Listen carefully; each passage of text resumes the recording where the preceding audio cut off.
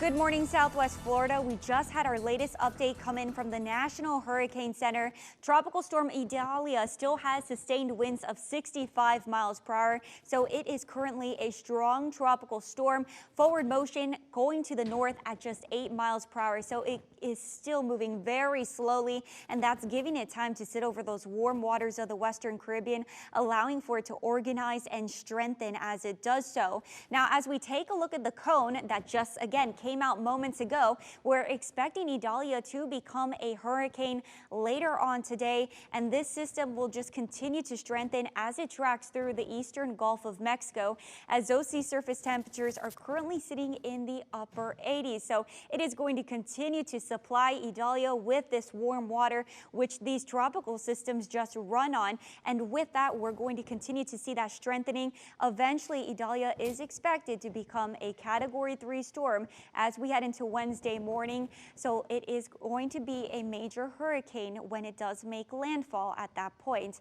As of right now, the cone is pointing to this system making landfall through the Big Bend as we head into Wednesday, pushing back offshore as we head into Thursday.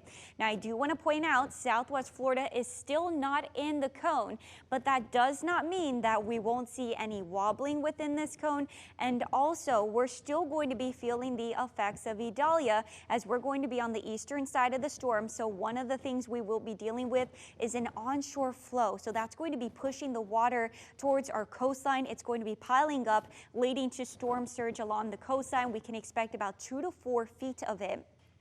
Also going to be dealing with some rainfall associated with the outer bands of Idalia, as well as some stronger winds and gusts. So here's a look at what to expect, mainly as we head into Tuesday and into Wednesday.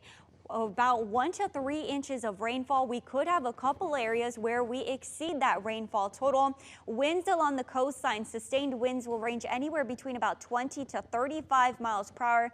Those gusts could kick up to about 40 to 60 miles per hour.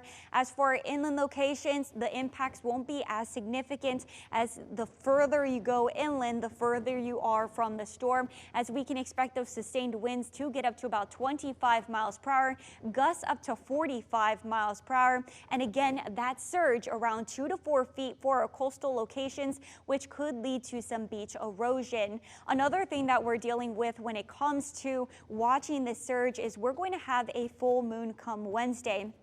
So that means we could have some greater tidal fluctuations as we head into Tuesday and Wednesday. So during that high tide, that's when you can expect to see those higher totals when it comes to the surge.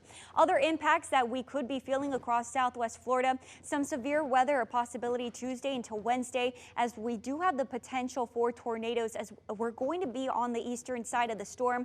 And that technically is the dirty side of the storm. So here's a closer look at the impacts. You guys can take a closer look at this just to be ready today. You need to make sure you have those hurricane plans in place. Make sure your home is ready, just because, again, even though we're not in the cone, we're still going to be feeling some of the impacts associated with Idalia.